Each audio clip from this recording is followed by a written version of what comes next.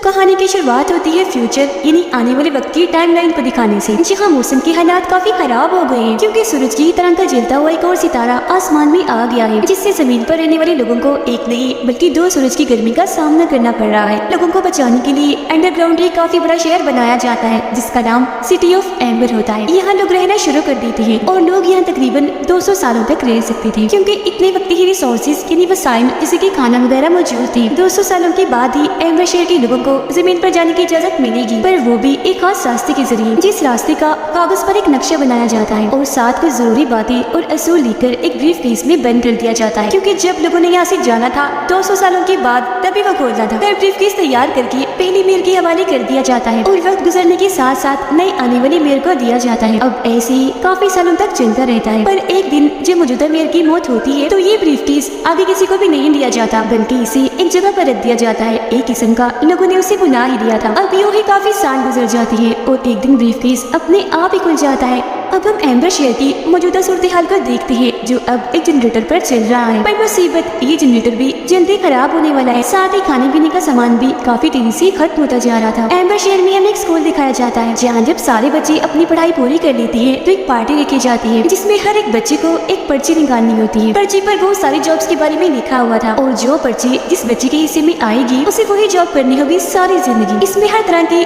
छोटी से बड़ी जॉब शामिल की गई थी और सबसे ज्यादा जिस जॉब की पर्चियां डाली गई थी वो जनरेटर की मैकेनिक की थी। अब यहाँ हमें जॉन नाम का एक लड़का दिखाया जाता है जो अपने डैड की तरह जनरेटर का मैकेनिक बनना चाहता था, पर उसके हिस्से में जो पर्ची आई थी उस पर पोस्ट ऑफिस लिखा हुआ था, मतलब वो डाकिये की जॉब करेगा। यही हमें एक लड़की भी दिखाई जाती है जिसका नाम लीना होता है जो जॉन की काफी अच्छी दोस्त थी। उसके हिस्से में पाइप्स का काम करने की जॉब आती है, लेकिन उसका सपना हमेशा से डाकिया बनने का था, तो इसीलिए डॉन उसके साथ अपनी पर्ची बदल लेता है। डाकिया बनने की खुशी में भागी भागी लीना अपने घर जाती है। जी हाँ, उसकी दादी थी, वो भी लीना के साथ उसकी खुशी में खुश थी। वो यहाँ लीना को उसके डैड का मैसेज याद करवाती है। दरअसल मरने से पहले उसके डैड ने इस शहर और बाहरी दुनिया के बारे में काफी साफ साफ मैसेज छोड़ा था और साथ ही ब्रीफ केस के बारे में भी जिक्र किया था, पर लीना ने कभी भी इस पर ध्यान नहीं दिया क्योंकि उसका मानना था कि ये सब फजूल है। अगले दिन वो काम पर जाती है, काफी खुश थी और बड़े अच्छे से अपना काम कर रही थी, पर तभी अचानक शोर मचने लगता है। वो जब बाहर चेक करने आती है तो कुछ लोग एक आदमी को मार रहे थे क्योंकि उसका कहना था कि इस शहर का जो अंधेरे वाला हिस्सा है जहाँ सबका जाना मना है, मैंने वहाँ एक काफी बड़ा कीड़ा जो क्रिएचर बन गया था उसे देखा, पर किसी को भी उसकी बातों का यकीन नहीं था।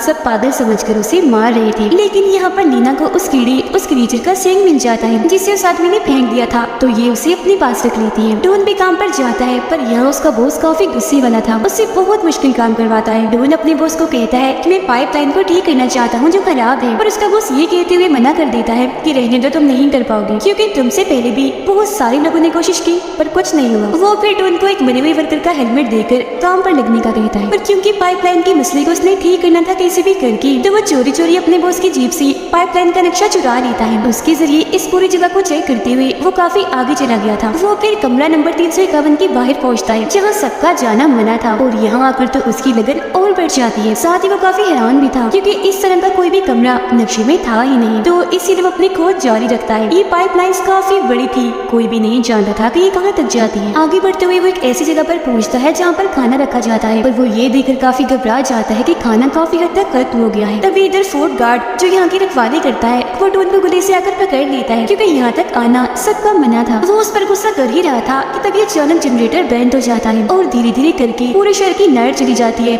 हर तरफ अंधेरा छा गया था।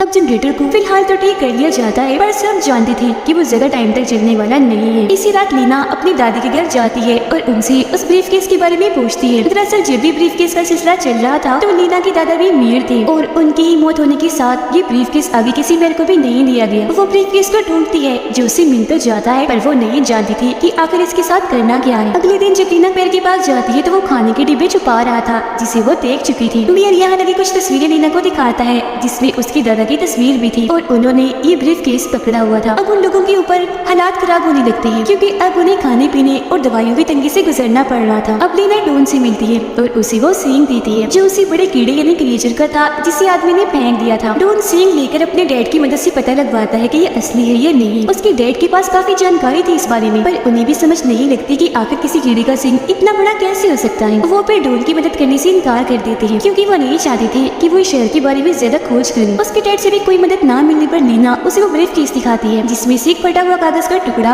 एक प्लेट और कांच का टुकड़ा मिलता है जिस पर एक निशान बना हुआ था। वो फटे हुए कागज के टुकड़ों को जैसे ही जोड़ती है उन्हें शहर से बाहर जाने का रास्ता मिल जाता है, यानी बाहरी दुनिया में जाने का, क्योंकि यही वो नक्शा था जो शुरुआत में ब्रीफ केस में रखा गया था। और उस रास्ते तक जाने के लिए इन्हें कमरा नंबर 351 से गुजरना था। ये लोग अब जैसे वहाँ जाते हैं तो एक लंगड़ाते हुए आदमी को पाते हैं जो इन्हें देखते ही वहाँ से भाग जाता है। उसने अपने हाथ में खाने के डब्बे पकड़े हुए थे जिन्हें भी वो वहीं गिरा देता है, और वो देखकर डॉन काफी हैरान हो गया था क्योंकि वो खाने के डब्बे तो बहुत पहले शहर में खत्म हो गए थे, जिसका मतलब था कि लोगों से झूठ बोलकर ये खाना कहीं छुपाया हुआ है। अब इससे पहले वो कुछ और चेक कर पाती, वहाँ एक बहुत बड़ा क्रिएचर इन पर हमला कर देता है जो असल में वो एक कीड़ा था और अब क्रिएचर बन चुका था। तो अब अपनी जान बचाने के लिए इन्हें यहाँ से भागना पड़ता है। लीना की नजर डॉन के हेलमेट पर जाती है जिस पर लीना के डैड का नाम लिखा हुआ था, जो देख वो समझ जाती है कि मेरे डैड यही काम इन्हीं पाइपलाइन का काम ही करते थे जो कि अब जिंदा नहीं है, तो वो उन्हें याद करने लगती है। ये देखकर लीना अब अपनी आंटी की घर जाती है और अपने डैड की मौत के बारे में पूछती है कि वो कैसे हुई थी। वो बताती है कि तुम्हारे डैड को इस शहर से निकलने का बहुत शौक था और एक रास्ता उन्होंने खोज भी लिया था, पर मिशन के पूरा होने से पहले ही उनके डूबने से मौत हो गई। अपने डैड की ऐसी मौत का सुनकर वो बहुत ज्यादा दुखी हो जाती है। साथ ही वो वहाँ फोर्ट गार्ड को भी देख लेती है जो लंगड़ाता हुआ आ रहा था। उसे देखकर लीना को वही रात वाली बात याद आती है और वो सीधा डॉन के पास जाकर उसे सारी बात बताती है कि उस रात खाना चुराकर और कोई नहीं बल्कि फोर्ट गार्ड ही लेकर भाग रहा था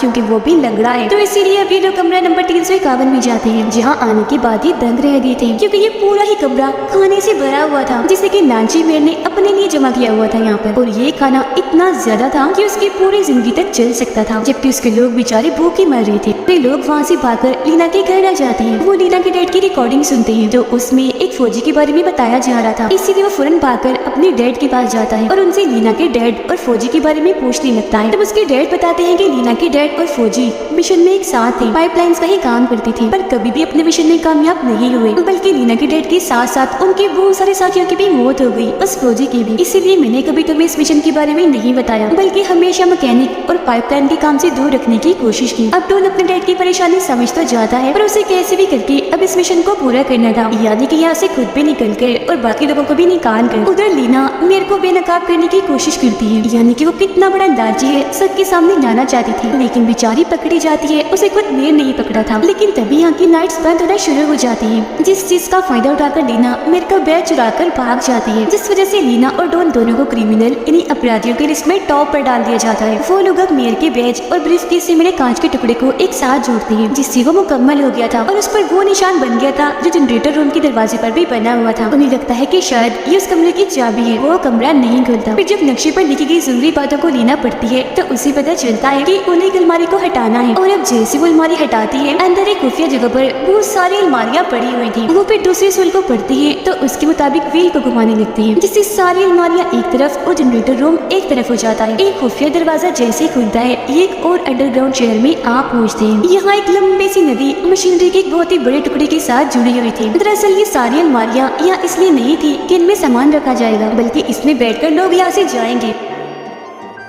तीसरे सूल के मुताबिक इन्हें कंट्रोल रूम में जाना था, और अब यहाँ ये उस बैच और कांच के टुकड़े को एक चाबी की तरह जैसे इस्तेमाल करती है जो कंट्रोल रूम का दरवाजा खुल जाता है। अंदर आकर ये बहुत सारे बटन्स को देखते हैं जो यहाँ की सारी मशीनरी को कंट्रोल करती थी। बताई गई जरूरी बातों के मुताबिक वो जैसे व्हील को घुमाते हैं, बटन दबाते हैं तो मशीनरी अपने आप ही घूमने लगती है। लेकिन मुसीबत इनके लिए तब बढ़ती है जब पानी का प्रेशर बढ़ता है और शहर की लाइट्स अब तेज तेज काम करने लगती है। अचानक प्रेशर इतना बढ़ जाता है कि पाइप लाइन्स टूट जाती है, जिससे अब सैलाब आने का खतरा था। मेयर जब सारे लोगों के साथ खड़ा हुआ था तो वहाँ भी सब हिलने लगता है, चिंगारियाँ आकर गिरने लगती है, जिससे मेयर समझ जाता है कि मेरा राज सबके सामने आने वाला है और ये शहर भी सैलाब की वजह से तबाह होने वाला है। इसीलिए वह एक ऐसे कमरे में चला जाता है जहाँ पानी नहीं आ सकता था। लेकिन एक बहुत ही बड़ा क्रिएचर वहाँ आकर मेयर पर हमला कर देता है और उसे फौरन निगल जाता है। पानी का प्रेशर बढ़ता ही जा रहा था तो सारे सिस्टम को ठीक करने के लिए डॉन का बॉस वहाँ आता है और वह डॉन से कहते हैं कि पानी के प्रेशर को रोकने, मशीनरी को ठीक करने के लिए हैंडल को पकड़े रखना है, जो काम जाहिर है खतरनाक है पर लोगों की जान ऐसे बचाई जा सकती है। तो तुम यहाँ से भाग जाओ, ये काम मैं कर लूंगा। अब हालांकि डॉन ऐसे करना तो नहीं चाहता था